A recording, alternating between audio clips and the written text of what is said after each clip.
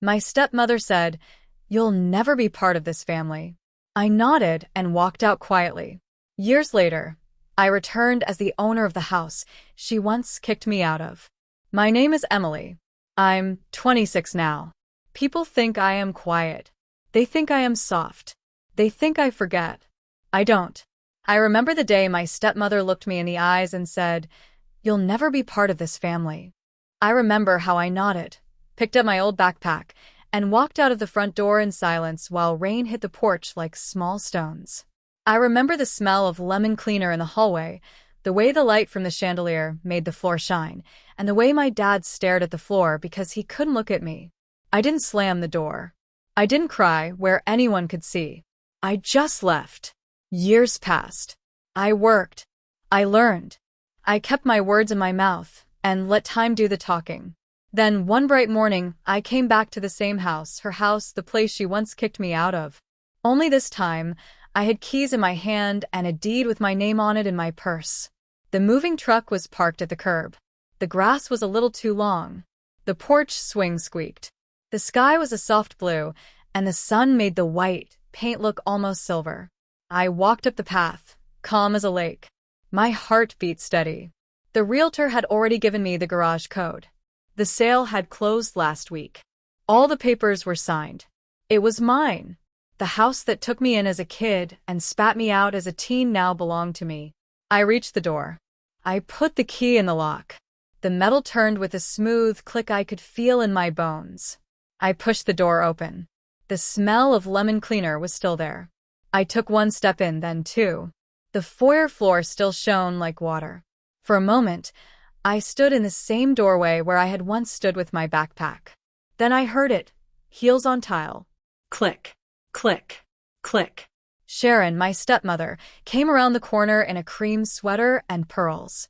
She stopped short when she saw me. Her eyes snapped to my hand on the doorknob, then to my face. Her smile tried to grow, then fell apart. "What are you doing here?" she asked. "I live here," I said softly. She laughed once, a sharp little sound, like a glass cracking. "No, you don't." I took the deed from my purse and held it up.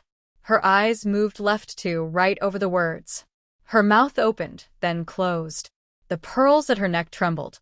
For a second she looked small, then angry, then something like afraid. Behind her, my dad stepped out from the hallway. He looked older, thinner. A gray shadow of the man I remembered.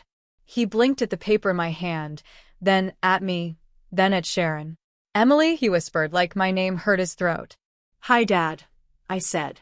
I came home. Sharon's jaw set hard. "This is a joke," she said. "You can't just—" "Ma'am," said a deep voice behind me. The realtor stepped in and cleared his throat. "There's no joke here. The sale is final. Ms. Walker is the owner. We gave you 2 weeks to vacate. Today is the day." The pearl necklace stopped trembling. Sharon's face went flat, like a door slamming without sound. "I'm not leaving," she said. "Not today, not ever." The house went very quiet. Even the porch swing seemed to stop. I felt the air change, heavy and full. Then the front gate clicked again. 2 uniformed officers walked up the path, calm and polite. They nodded to me, then to Sharon, then looked at the realtor. "Morning," one said. "We're just here to keep the peace." Sharon stared at me like I had pulled the sky down on her. "You think you can take my house?" she whispered. "Over my dead body." "Please don't say things like that," I said softly. "Then get out," she said. "You'll never be part of this family." Those old words again, like a circle closing. I took a breath. "I heard you the first time," I said. "But this time is different." Sharon took one step toward me. My dad put a hand out like he was trying to hold a storm. The officers shifted their feet. The realtor's phone buzzed. And then, a loud knock thundered from the back door. Everyone jumped. "County Marshal," a voice called from the kitchen entrance. "Posting final notice." Every head turned. The moment stretched like a tight string. Something was about to snap. And that is where I paused the moment, because a story like this should not be swallowed in one breath. You should know how I got here. You should know why I held the deed with steady hands. You should know what it costs to return home with keys instead of tears. I was 15 when my dad married Sharon. I wore a blue dress to the small ceremony at the courthouse. My shoes hurt. My mother had died the year before, and nothing in the world felt real yet. People hugged me with soft arms and hard eyes. They said, "Be strong, Emily." I nodded a lot because nodding felt easier than talking. Sharon smiled with all her teeth. Everyone said she was kind and orderly. She liked rules and lists. She liked light carpets and fresh flowers. She liked quiet hallways and folded towels with straight edges. She liked my dad a lot. We were going to be a real family again, she said. She said we would heal. In the beginning, she tried. She drove me to school in the mornings. She bought a new comforter for my bed. She made roast chicken on Sundays and told me to set the table. But there was always something under the smile, like a wire hidden in ribbon. Her eyes moved fast when she spoke to me. Her fingers stayed stiff when I hugged her. When I was 16, I forgot to put a charger back in the kitchen drawer. Sharon said I was careless. When I was 16 and a half, I came home late from a study group. Sharon said I was selfish. When I turned 17, I got a small job at a bakery to save for college. I smelled like sugar when I got home, and Sharon said sugar smelled like laziness. She made new rules. Shoes here. Phone off there. Speak after being spoken to. Say thank you before she finished giving. Dad worked long hours at the warehouse. He came home tired, with dust in his hair and hope in his voice. He liked Sharon's roast chicken. He liked the quiet hallways.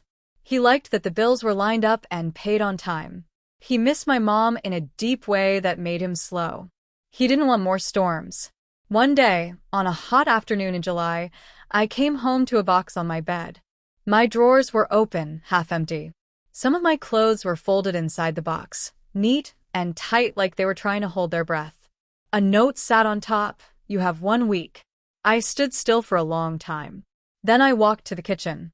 Sharon sat at the table with a glass of iced tea. She didn't look up. "What is this?" I asked. "Order," she said, "and peace." "It's my room." "It's my house," she said.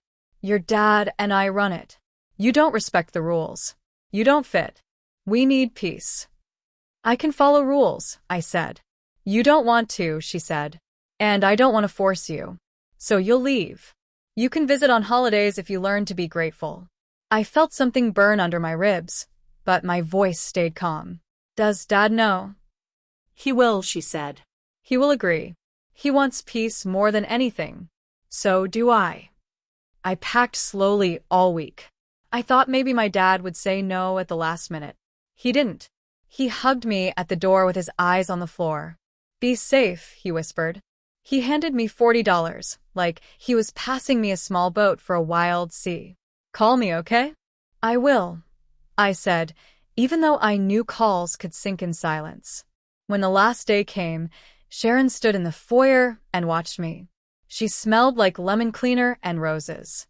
She looked perfect. I felt like a smudge on her glass table. "You'll never be part of this family," she said, clear and easy, like she was saying the weather. I nodded. I did not trust my voice. I picked up my backpack. I walked out quietly into the rain. The first nights were hard the way stone is hard. I slept on Ava's couch, my best friend since middle school. Her mom, Mrs. Taylor, made spaghetti and told me I could stay for a little while. A little while means love with limits. I washed their dishes, swept their floor, and tried to take up as little space as air. I worked small jobs. Bakery at dawn, library on weekends, cleaning rooms at the motel off Highway 9 in the summer. I learned the sound of tired feet and the smell of old carpet and the weight of quarters in a jar. I learned that kindness grows best when you don't have much. People who have little share little with big hearts. Mrs. Taylor gave me hot soup when I had a cold. The older janitor at the library, Mr. Carter, told me how to fix a vacuum with a paper clip. He told me, "Things break. People do too. That's not the end. Learn how to fix what can be fixed." I kept my grades up. I read books about money, because money is just choices written down. I liked how clear numbers were. I liked how a plan on paper could turn into rent paid and a full pantry.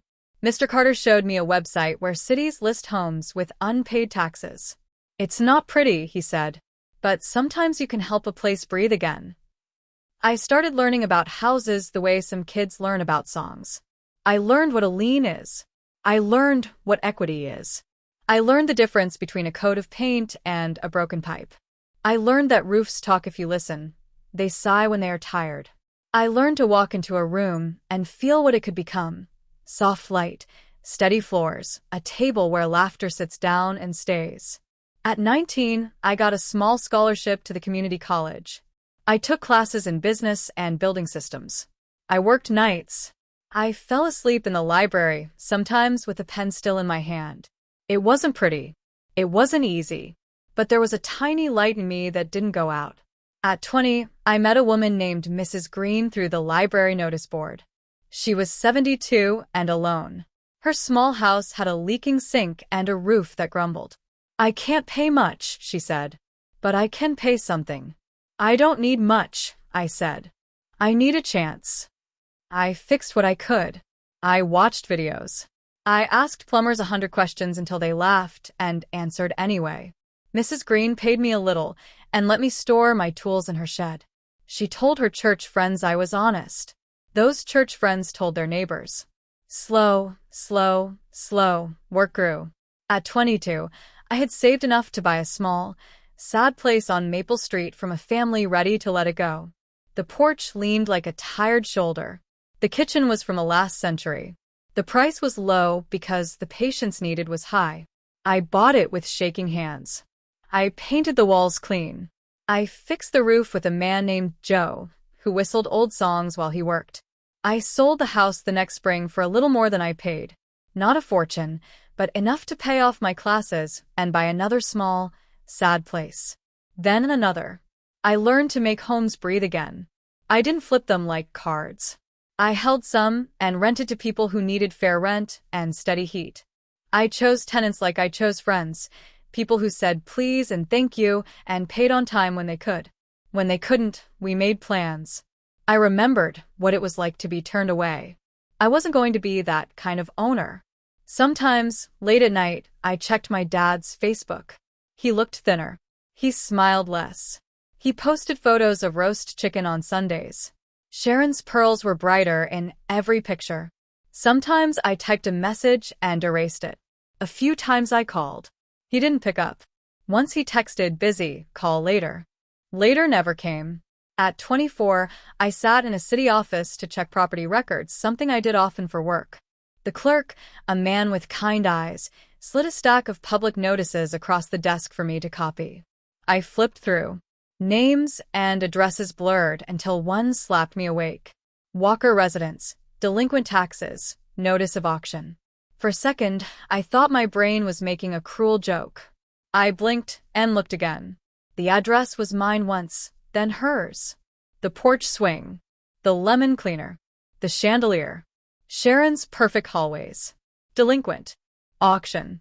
My hands went cold. My heart did not race. It did something stranger. It stood still, then took one slow step forward. I checked the dates. Taxes unpaid. 2 years. Notice posted twice. No response. I called the number at the bottom of the page. I asked polite questions with a voice that sounded like it belonged to someone else. The auction date was set for late fall. The minimum bid was low. A storm had been hiding in Sharon's perfect sky. I could have smiled. I didn't. I could have cheered. I didn't. I sat with the paper and thought about a girl with a backpack who had left in the rain.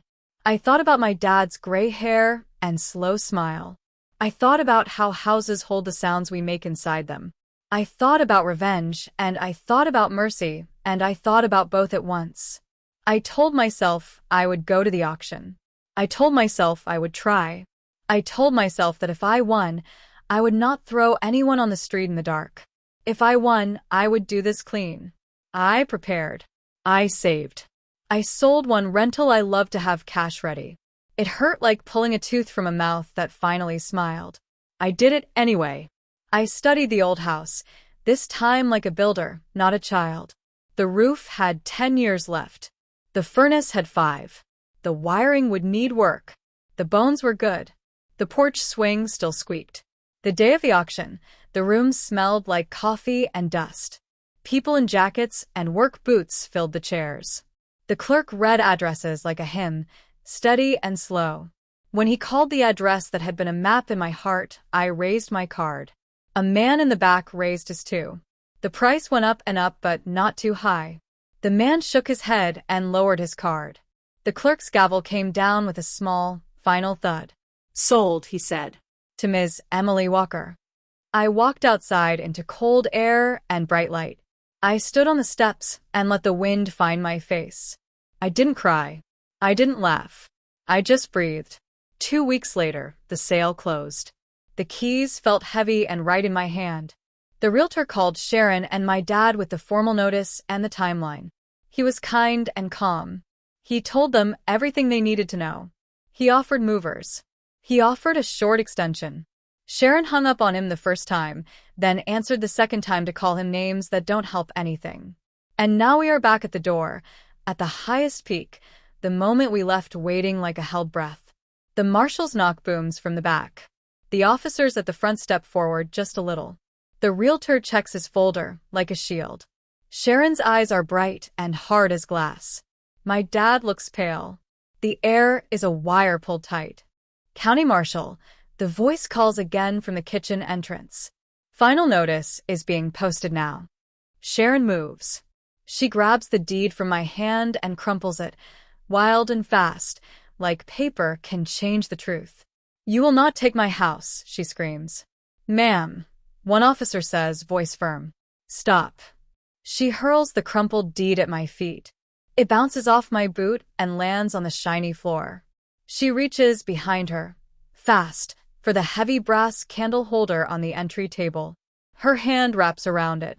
She lifts it. Don't, my dad says, voice breaking. She takes one step toward me, that brass weight in her hand. The light from the chandelier strikes the metal and flashes white. The officers move. The realtor gasps. My heart stays steady. I do not back away. And then the brass candle holder slips out of Sharon's hand, falls, and hits the tile with a crash that sounds like a bell breaking. The sound runs through the house and into the hall, into the kitchen where the marshal is posting paper, into the bones of the place that remembers every word spoken under its roof. Sharon stares at the broken base. Her chest rises and falls. She looks up at me with eyes that are no longer flat. They're full of storm. You think you won, she says. You haven't even started the fight. Behind us, the back door opens. Heavy steps cross the kitchen tile, growing closer. The marshal's shadow stretches long across the hallway floor like a dark river coming toward us. He turns the corner into the foyer, a stack of official papers in his hand, and opens his mouth to speak. And the front door flies wide before he can say a word. 2 more people step into the doorway, faces I know and faces I don't, and one of them says my name like a plea and a warning at the same time. That is the new sound the house learns. That is the new picture it holds, me with the deed, Sharon with empty hands, the marshal with papers, officers ready, and a fresh storm walking in through the front door. And that is where this chapter ends, on the sharp edge of an extreme moment, where every breath in the room waits for the next word. The air in the foyer felt too heavy to breathe. The officers stayed alert, their hands resting calmly near their belts. The realtor kept his head low, whispering something to the marshal, who nodded and stepped further inside. And then 2 people walked through the front door. My breath caught. It was Ava, my best friend from all those years ago, and behind her, a tall man in a dark gray coat, holding a file folder under his arm. I hadn't seen Ava in almost 6 years. Her eyes were wide, flicking between Sharon, my dad, and me. She whispered, her voice trembling. I tried to call you. She called the bank this morning. She's trying to stop the transfer. The tall man stepped forward, adjusting his glasses. Good morning. I'm Mr. Ross from the county clerk's office. We received an urgent claim challenging the title transfer on this property. It was filed under Sharon Walker's name, using an outdated will. Sharon froze. It's not outdated, she snapped. This house was promised to me by my husband's first wife, God rest her soul, years ago. My heart thudded. My mom. She was talking about my mom. Mr. Ross frowned. Ma'am, I reviewed the documents. The will you presented was superseded by a later one, filed before her passing. It leaves full control of the estate to her daughter, Emily Walker. Sharon's face drained of color. That's a lie, she said, her voice breaking for the first time. That's a lie. Mr. Ross lifted a paper from the folder and handed it to her. It's dated and notarized. We verified it this morning. For a second, no one moved. The house was silent except for the faint hum of the refrigerator. Sharon's hands trembled as she held the paper. Then she let out a low, cracked laugh. So that's how you did it, she said, turning to me. You played innocent all these years, waiting to swoop in like some kind of savior. Just like your mother, always pretending to be kind while stabbing people quietly in the back. I swallowed hard. My mother never stabbed anyone, I said softly. She trusted you. That's what she did. She trusted you to take care of her husband and her child. But you did neither. Sharon's eyes burned. I gave this family order, she hissed. I gave it peace. You gave it fear, I said. You gave it silence. My dad's voice cracked as he spoke. Sharon, stop. She turned on him so fast it made me flinch. Don't you dare take her side, she said. After everything I've done for you. For me? His voice rose, the first time I'd ever heard it loud. You drove my daughter away. You took her room, her clothes, her peace. He stopped, his hands shaking. And for what? For control? For the feeling of being in charge. Sharon's face twisted. She was nothing but a reminder of your dead wife. You think I didn't see it? The way you looked at her, like she was some ghost you couldn't let go of. Tears stung my eyes, but I didn't let them fall. Not this time. Mr. Ross cleared his throat gently. Ma'am, the property is under legal ownership of Ms. Walker now. You'll need to vacate within 72 hours.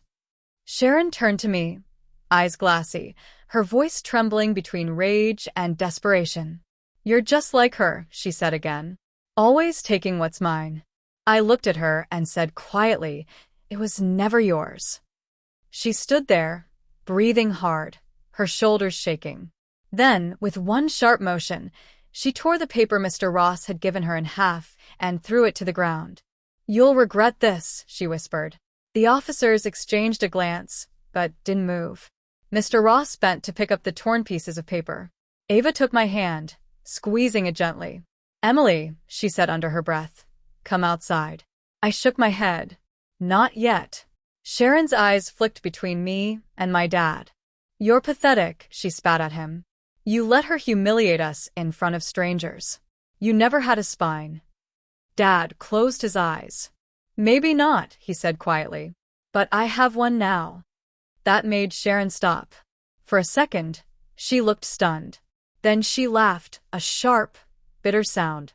Oh, so this is what family looks like now. You, her, and a bunch of strangers with papers? Dad looked at me. No, he said. This is what truth looks like. And then suddenly Sharon moved.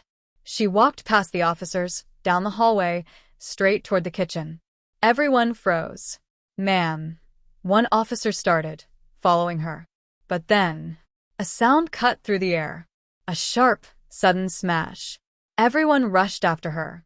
The kitchen was chaos. Sharon stood by the marble counter, a pile of broken porcelain on the floor. The framed photo of my mother that used to hang near the dining room doorway, she had taken it down and thrown it. The glass was shattered, the picture bent. My mom's soft smile stared up at me from the floor, cracked but still there. I dropped to my knees and picked up the frame carefully. My hands shook. Tiny shards of glass glimmered in the light. Why? I whispered. Sharon stood there breathing heavily, her face red. Because she ruined my life, she said. And now you're doing the same. The officers stepped forward. Ma'am, that's enough. One said, his tone firm. You need to leave the premises. Sharon glared at me one last time. Enjoy your house, Emily, she said. I hope the walls whisper to you at night. Maybe then you'll hear what real loneliness sounds like. She turned and walked out through the back door, the marshal and the officers following her. The sound of her footsteps faded into the distance. The room went silent again. Only the faint ticking of the wall clock filled the space. Dad leaned against the counter, covering his face with his hands. Ava knelt beside me. She whispered, "Are you okay?" I stared at the cracked photo. "No," I said softly, "but I will be." Outside, the moving truck engine rumbled. The air smelled like rain again. For a long moment, none of us spoke. Finally, my dad looked up at me. "I'm sorry," he said, his voice breaking. "For everything. I should have protected you." I shook my head. "You don't have to say that." "Yes," he said. "I do." He stepped forward, and for the first time in nearly a decade, he hugged me. His shoulders trembled. I didn't realize how much I needed that until it happened. The house was quiet again, but in a different way. Not the cold, empty, quiet Sharon loved. This silence felt gentle, like peace. But peace doesn't stay long. It never does. As Ava stood to help me gather the pieces of the photo, we heard a faint tapping on the window. Once. Twice. I turned. On the porch outside, Sharon stood by her car, her phone pressed to her ear. Her lips were moving fast, her eyes locked on me through the glass. "Emily," Ava whispered. "She's calling someone." And then we saw it. The way Sharon's eyes shifted, her smile returning slowly as she mouthed something before stepping into her car. "She's not done," Ava said. "No," I whispered. "She's not." And that's where the second chapter ends, on the quiet hum of an engine outside the house that no longer belongs to her, and a storm that hasn't yet finished what it started. For the first time in years, I woke up in my own bed inside the house I once called home. But the morning didn't feel peaceful. It felt too still. The sun came through the blinds, slicing lines across the floor. The smell of fresh paint from the repairs I'd started still lingered faintly. Ava was asleep on the couch downstairs, exhausted after helping me unpack. My dad had taken the guest room, his snoring soft and uneven through the wall. I lay there, staring at the ceiling fan turning lazily above me, and my mind wouldn't stop replaying Sharon's face from the day before, that cold smile she gave me right before she left. The smile that said this isn't over. And I was right. Because when I went downstairs, the front porch was covered with something strange. Dozens of white lilies laid out neatly in a line, from the mailbox to the front steps. Each one had its stem cut at the same angle. It would have been beautiful if it hadn't been so creepy. I picked one up. The petals were still wet, fresh. Someone had left them in the early morning hours. Ava came down, rubbing her eyes. "Who brought flowers?" "I don't know," I said quietly. "But lilies were my mom's favorite." Ava frowned. "You think, Sharon?" I nodded slowly. "She's making a point." Ava's jaw tightened. "That's not a point. That's a message." I didn't respond. Because she was right. Sharon had always loved control, and even losing everything didn't change that. By the afternoon, Dad had gone silent again. He sat in the living room, staring at the TV that wasn't even on. I could tell he was torn between guilt and relief. Guilt for what had happened, relief that it was finally over. Or maybe he was just pretending it was. I brewed coffee and set it beside him. "You don't have to stay, you know," I said softly. "If this place brings back too many memories." He shook his head. "No, I think I need to stay. To fix things." "Dad, you don't have to fix me." "I'm not talking about you," he said quietly. "I'm talking about me." He turned toward the window, and for the first time since I was 17, I saw tears in his eyes. Not loud, broken tears. Just silent ones, slipping down his face as if time had finally caught up to him. That moment, that small, quiet breaking, hurt more than all the shouting Sharon ever did. We spent the next few days cleaning the place. Ava helped patch up old cracks and scrub the kitchen tiles. The realtor dropped off a final envelope of closing documents. For a brief while, everything almost felt normal. Until Thursday. The knock came just before sunset. A man stood on the porch, tall, lean, in a pressed gray suit. He looked professional, maybe mid-40s, with kind eyes that didn't match the seriousness of his voice. "Ms. Walker?" "Yes." He handed me a thick envelope. "You've been served." My stomach dropped. "What?" He nodded. "Civil claim. Filed by Mrs. Sharon Walker. Alleging fraudulent acquisition of property and emotional damages." Ava stood behind me, jaw slack. "You're kidding." He shook his head politely. "I wish I was. You'll need to respond within 30 days. When he walked away, I just stood there, holding the envelope, feeling my heartbeat in my throat. Ava cursed under her breath. "She's really going to drag you through this?" I exhaled slowly. "Of course she is. She lost control, so she's finding a new way to take it back." I tore the envelope open. The paperwork was long and messy, but one line made me freeze. Plaintiff requests full reversal of deed transfer and financial compensation for distress. Distress. The word made me want to laugh. If only a court could measure mine. I looked at my dad. He'd gone pale. "She can't win, right?" he asked. "She can try," I said quietly. "But I'm not the same girl who walked out in the rain. Not anymore." Still, that night, sleep didn't come easy. Every time I closed my eyes, I saw Sharon, calm, collected, smiling that practice smile she wore when she thought she'd already won. The next morning, I met with a lawyer. Her name was Natalie, sharp, kind, and patient enough to listen without judgment. "She doesn't have a strong case," Natalie said, flipping through the papers. "Everything checks out legally. The will was verified, and the auction was public. But she could still make things messy for you." "How messy?" "Media. "Neighbors. Reputation. She'll try to make you look cruel. That's her game." I sighed. "She's been playing it for years." Natalie leaned back in her chair. "You have two options, settle quietly or fight back." I smiled faintly. She taught me how to fight. Natalie nodded. "Then let's fight." Over the next week, letters flew back and forth. Sharon's lawyer, some expensive firm from downtown, tried to intimidate us. They claimed emotional abuse, undue influence, falsified documents. It was absurd. But each letter, each accusation, was a small reminder that revenge doesn't always end when the paperwork does. It festers. It lingers. It spreads in silence. One evening, while Ava was going through mail in the kitchen, she frowned. "Emily, look at this." It was a small envelope, no return address. My name typed neatly on the front. Inside was a single photo, a picture of my mom standing on the old porch, smiling, with little me hugging her waist. On the back, written in black ink, "She'd be ashamed of you."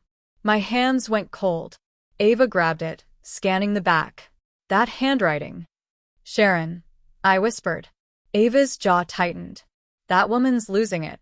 "She's not losing it," I said softly. "She's reminding me what she thinks power looks like." The next day, I went to court to file my official response. The clerk looked tired, like she'd seen 1,000 families eat themselves alive over property. By the time I got home, Dad was waiting for me in the living room. He had an old photo album open, one I hadn't seen since before Mom died. "She used to take pictures of everything," he said quietly. "Even breakfast." I smiled a little. "Yeah." "She said pictures make ordinary moments permanent." He nodded. "You know what hurts the most, Emily? I let Sharon throw all of this away. The photos, the laughter, you. I was so scared of being alone that I lost the only part of my wife that was still alive. You." My throat tightened. "Dad, it's not too late." He looked up, his eyes soft. "Maybe not, but I need to make something right." I frowned. "What do you mean?" He hesitated, then reached into his pocket and pulled out a small velvet box. Inside was my mother's wedding ring, thin gold, simple, elegant. "I kept it," he said quietly. "Sharon tried to sell it years ago, but I couldn't let her. Your mother would have wanted you to have it." Tears burned behind my eyes as I took the ring. "Dad." He smiled weakly. "That house was hers before it was ever anyone's. You're not just taking back property. You're taking back her memory." I hugged him, holding tight. And for the first time, it didn't feel like two broken people trying to fix the past. It felt like family. But life doesn't stay soft for long. 3 days later, as I was locking up the front door after a long day at work, headlights flashed in the driveway. A black car pulled up slowly, the kind you see in lawyer dramas. The door opened. Sharon stepped out.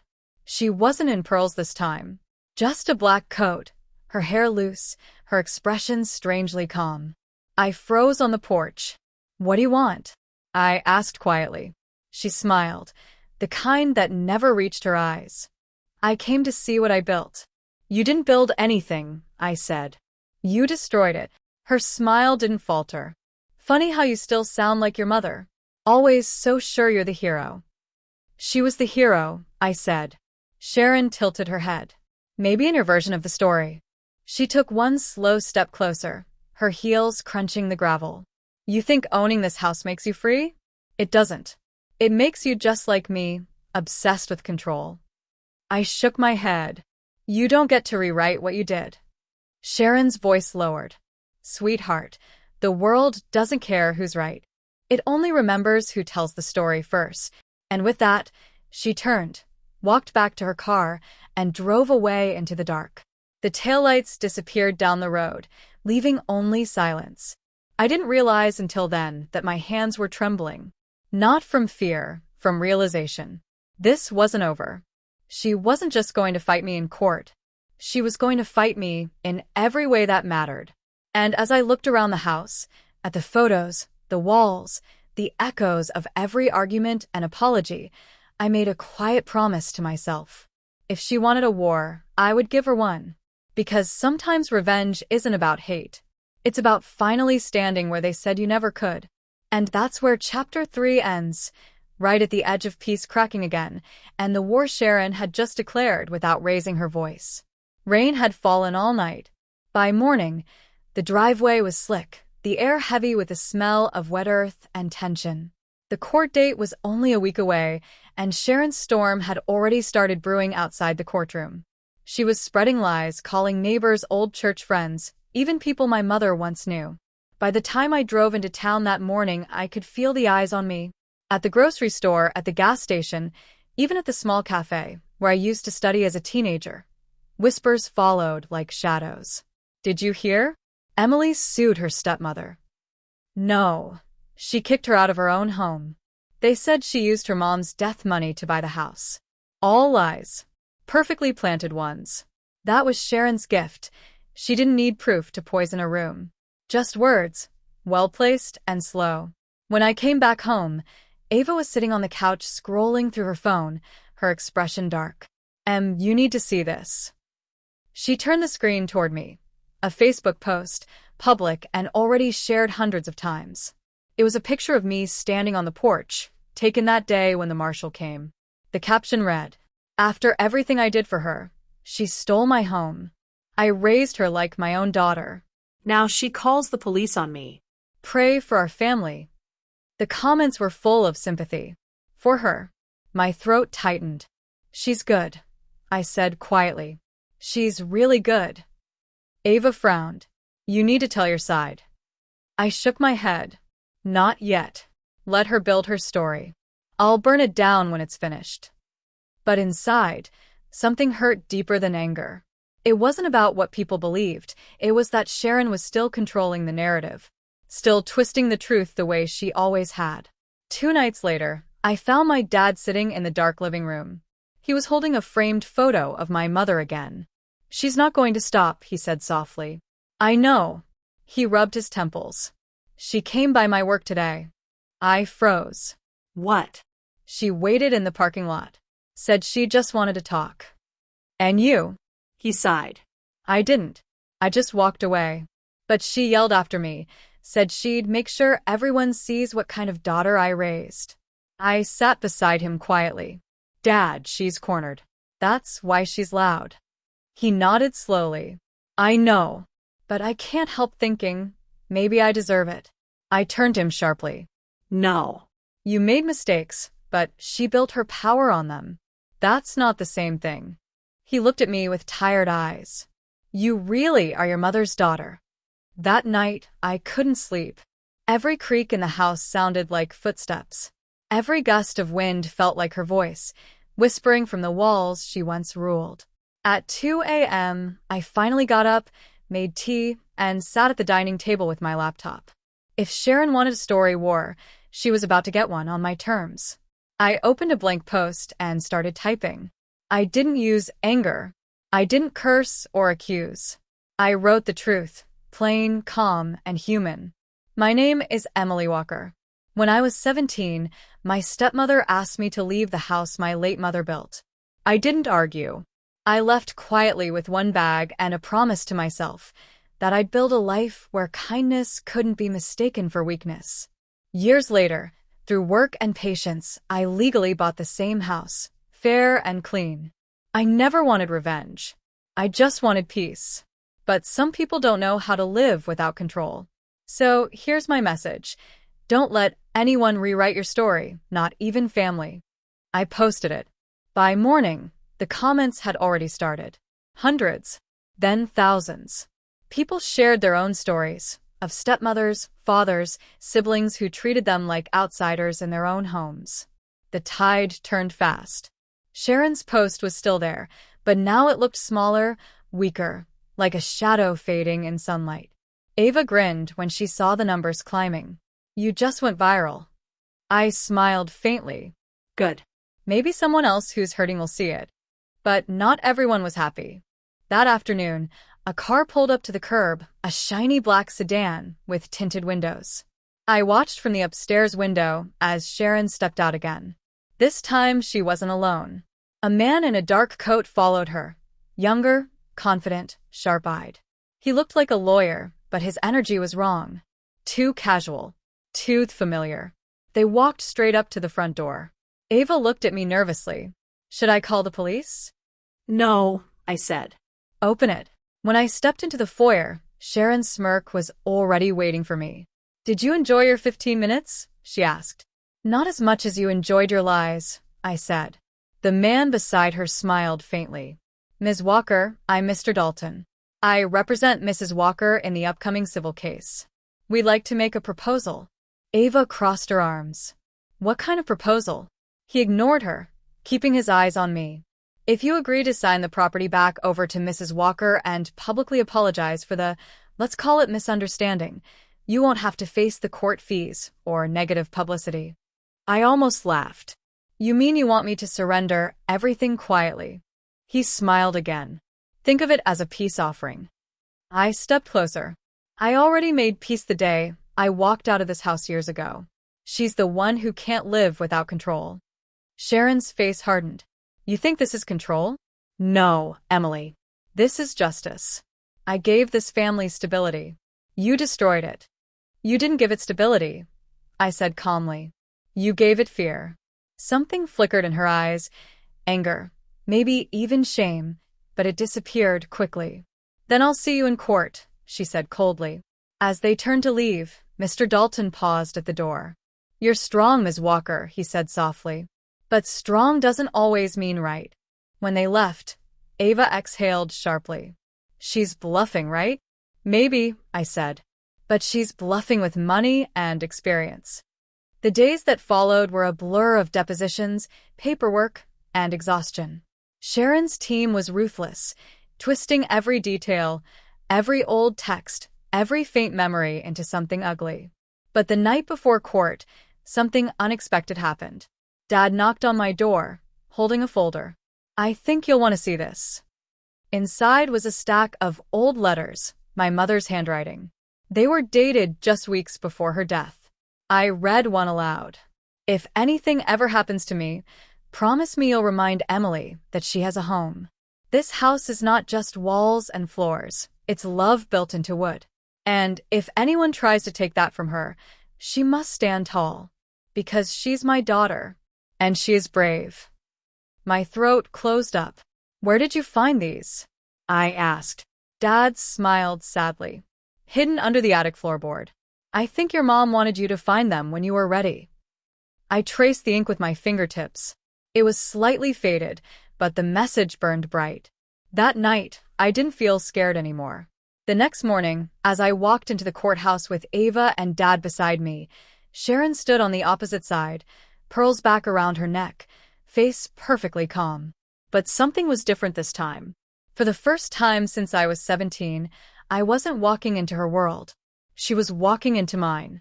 And that's where Chapter 4 ends, with the two of us facing each other under the cold light of justice, both ready for a war that had been waiting nearly a decade to end. The courtroom smelled faintly of polished wood and nerves. The kind of smell you remember forever, like the beginning of something you can't undo. I sat at the plaintiff's table beside my lawyer, Natalie, while Sharon sat across from me, wrapped in her expensive beige coat and false composure. Her lawyer, Mr. Dalton, sat stiffly beside her, flipping through papers like a man reading from a script he already knew by heart. My dad sat behind me, hands clasped tight. Ava was next to him, whispering prayers under her breath. The judge, a woman in her 60s with sharp eyes and a calm presence, entered the room. Everyone rose. Then we sat, and the world seemed to shrink to just this one room, four walls, and two women staring across a lifetime of damage. Mr. Dalton started first. His voice was smooth, practiced. Your Honor, this case is not about legality. It's about morality. My client, Mrs. Sharon Walker, was deceived into losing the home she built with her husband. She opened her heart to a young girl, only to be betrayed years later. He gestured to Sharon, who dabbed her eyes with a tissue. She was like a mother to Emily. She raised her, fed her, clothed her, and treated her as her own. And this is how she's repaid, by being thrown out of her own home. Murmurs moved through the courtroom like whispers of smoke. Natalie stood, calm but firm. Your Honor, none of that is true. The house in question was owned by the late Mrs. Linda Walker, Emily's biological mother. Mrs. Sharon Walker married Mr. Walker after Linda's death. She did not purchase the home, nor did she contribute to its ownership. Years later, after tax neglect and foreclosure, the property was legally auctioned, and Ms. Emily Walker bought it with her own income. There is no fraud, no deception, and certainly no betrayal. The judge nodded. Proceed with evidence. One by one, the documents were presented, the verified deed, the original will, the foreclosure notices, the bank transfers. It was all clean, clear, undeniable. But Sharon didn't play by truth. She played by emotion. When it was her turn to speak, she stood and faced the court, hands clasped dramatically. I may not have given birth to Emily, she began, voice trembling, but I raised her. I taught her to cook, to dress, to behave like a lady. I took her in when she was lost. And how does she thank me? By humiliating me in front of my husband and dragging our family name through the mud. She turned slightly, eyes glistening with perfectly timed tears. I lost everything, my home, my peace, my reputation. I wake up every morning feeling like a stranger in my own life. If that's not emotional distress, then what is? For a moment, even the judge seemed still. Sharon's performance was flawless, her voice soft, her tone pleading, her tears exact. But Natalie leaned close and whispered, "Don't worry. Let her finish." Sharon continued, voice breaking. All I ever wanted was love. I gave her that. I gave her everything. My heart burned. I couldn't stay silent anymore. The judge turned to me. Ms. Walker, would you like to respond? I stood slowly. My knees were steady. Yes, Your Honor. I walked to the stand, my reflection flashing briefly in the glass of the witness box. For a moment, I saw the 17-year-old me. Quiet, small, afraid. Then I blinked, and she was gone. I don't know what kind of story my stepmother told, I began. But it isn't the truth. When my mother died, I was 15. I was broken, and all I wanted was a family again. When my dad married Sharon, I thought maybe that's what we'd be. A family. Sharon shifted, uncomfortable. But what she gave wasn't love. I continued. It was control. Everything had to be her way, how I spoke, how I dressed, how I breathed in her house. And when I couldn't fit into the perfect picture she painted, she decided I didn't belong. I paused, letting the silence hang heavy. She told me I'd never be part of this family. And then she made sure of it by packing my things and making me leave. I was 17. My father didn't stop her. I didn't fight. I just walked out. Gasps rippled through the audience. Sharon's face tightened, her mask cracking slightly. I didn't see that house again for years, I said softly. Until I bought it. Legally. Fairly. With the money I worked for. That house is the only thing left of my mother, the woman who actually raised me. I didn't steal it. I saved it. I turned toward Sharon. You didn't lose your home because of me. You lost it because of what you did to me. For the first time, Sharon looked away. The judge's expression didn't change, but her eyes softened slightly. Thank you, Ms. Walker. You may sit down. I returned to my seat, my hands shaking slightly. Natalie smiled at me, proud, steady. Sharon's lawyer whispered something to her, but she didn't respond. She just sat there, staring at the table, her face pale. When the judge finally spoke, her voice carried the quiet weight of truth. This court finds no evidence of fraud or wrongdoing by Ms. Walker. All ownership and transfer documents are legally sound. The claim for emotional damages is dismissed. A hush fell over the room. Then the judge added, however, I encourage both parties to consider what has been lost beyond the property.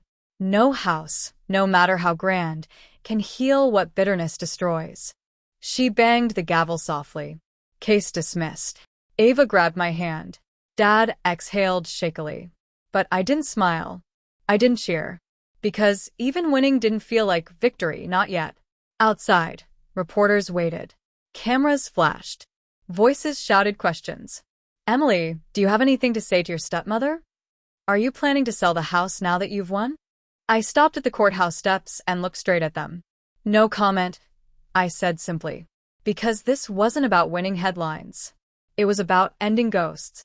But as we reached the car, Sharon's voice called out behind me. Emily.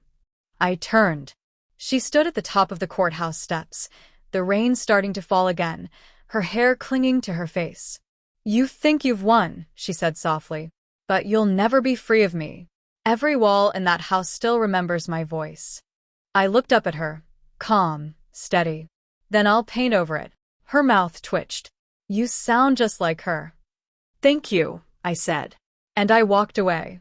But that night, when I got home, I learned that ghosts don't always wait for midnight. The front door was slightly open. The porch light flickered. Inside, a cold breeze swept through the living room. Ava called out, hello? No answer. We stepped carefully into the hallway. My heart thudded. Then I saw it on the dining table under the warm lamplight. A single white lily. Beside it, a small handwritten note. You took the house, but you can't take peace. No signature. No name. Just her handwriting. Ava swallowed hard. She broken? I shook my head slowly. No. She still has a spare key.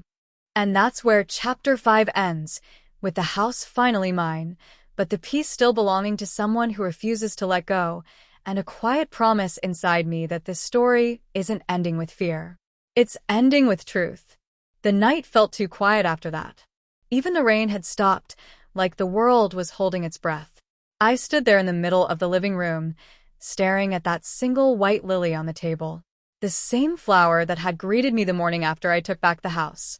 The same one she always used to place on the mantel every Sunday, not for love, but for control.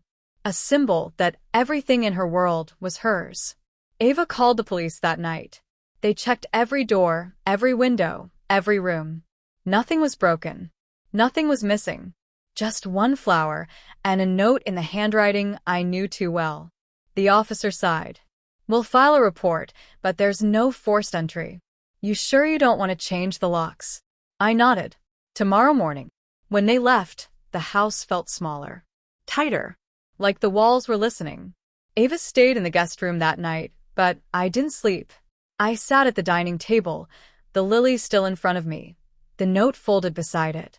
I thought about Sharon, not the woman who screamed in court or cried for pity, but the one I used to see in the mornings, perfectly dressed, hair pinned, smile sharp enough to cut glass. The truth is, I used to admire her. Her confidence. Her order. Her ability to control every situation. Until I realized that what she called control was really fear wearing makeup.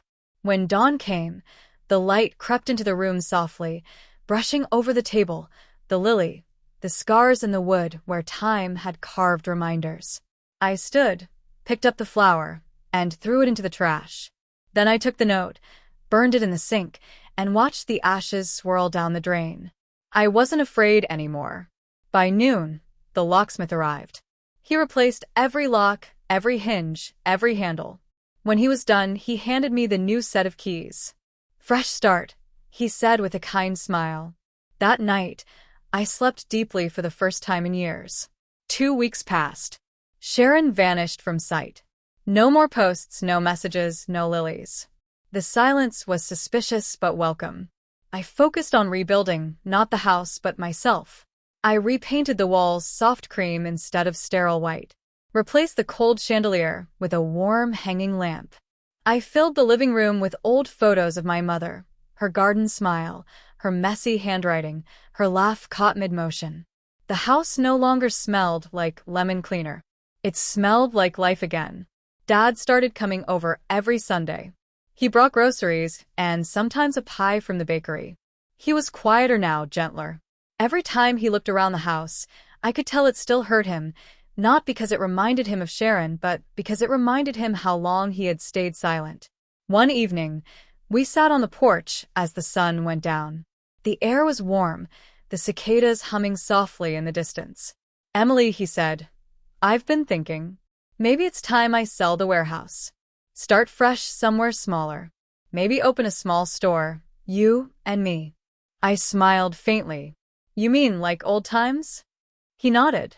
Like before things got complicated. We both knew what he meant. Before Sharon. Before everything broke. "Dad," I said softly, "you don't have to make up for the past. You just have to be here now." He looked at me for a long time, then nodded slowly. "I'm trying." I know. That was the closest thing to peace we'd had in a decade. But peace doesn't stay untouched forever. The final storm came one quiet Saturday morning. Ava had gone home for the weekend.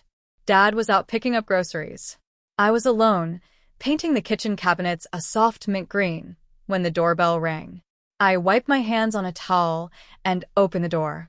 And there she was. Sharon. But she wasn't in pearls or makeup. She wasn't the polished woman who used to command rooms with her smile. She looked small, fragile. Her coat hung loose, her hair unkempt, her eyes hollow. "Emily," she said softly. I froze. "What do you want?" She didn't look angry. She didn't even look defiant. She looked tired. "Just to talk." "Talk?" I asked bitterly. "After breaking in? After suing me? After?" She raised a trembling hand. Please. 5 minutes. Then I'll leave. Something in her tone stopped me. I stepped aside slowly. 5 minutes. She walked in like a ghost, her eyes scanning the house, touching the furniture with her gaze, as if she was walking through memories she no longer owned. "It looks different," she murmured. "Brighter." "It's supposed to," I said. She nodded faintly. "You did what I couldn't." I frowned. "What do you mean?" She turned toward me, her face softer than I'd ever seen it. "You made this house feel alive again." The words caught me off guard. She sighed. "When your mother died, your father was broken. So was I in my own way. I thought if I kept everything perfect, clean, quiet, controlled, I could stop the pain from spreading. I didn't realize I was suffocating everyone else just to keep myself breathing." For a moment, I saw something in her eyes I'd never seen before. Not manipulation, not anger, just regret. "I didn't hate you, Emily," she said quietly. "I hated the part of you that reminded me I wasn't enough. That no matter how hard I tried, I could never be your mother." My throat tightened. "You didn't have to be her," I said. "You just had to be kind." A tear slipped down her cheek. "I know." For the first time, I didn't see the woman who kicked me out. I saw someone who had built her entire life around fear. Fear of being unloved, unneeded, unseen. We stood in silence for a long time. Then she reached into her purse and pulled out something small, an old silver locket. This was hers, she said. Your mother's. I kept it after she passed. I don't even remember why. Maybe I thought having a piece of her meant I could replace her. But that was never my right. She placed it gently in my palm. It was warm, like it had been waiting for me all along. Inside was a tiny photo, me as a baby, sitting on my mother's lap, both of us laughing. I'm sorry, Sharon whispered. I looked at her. The woman who had once made me feel worthless, now trembling in front of me like the wind could knock her over. I forgive you, I said softly. Her eyes widened. You shouldn't. Maybe not, I said. But forgiveness isn't for you. It's for me. She nodded, tears streaming freely now. Goodbye, Emily. Goodbye, Sharon. She walked out quietly, closing the door behind her. And that was the last time I ever saw her. Weeks passed. Spring came. The house felt warmer, lighter, free. Dad finally sold his warehouse and opened a small hardware shop near town. Ava got promoted at work. I started a small renovation business, fixing old homes like mine, giving broken places second chances.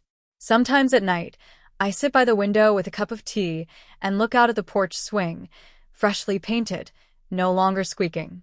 The same porch where I once left in tears, now the place I rest in peace.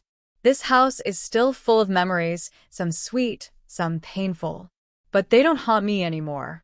They just remind me that kindness isn't weakness, that silence can be powerful, and that sometimes revenge isn't about destroying someone else. It's about rebuilding yourself stronger than they ever imagined. Because when Sharon said, "You'll never be part of this family," she was wrong. I didn't need to be part of her family. I built my own. And now, as the sun sets on the same house she once ruled, I smile, because I didn't just return to the house she kicked me out of. I reclaimed the peace she could never understand.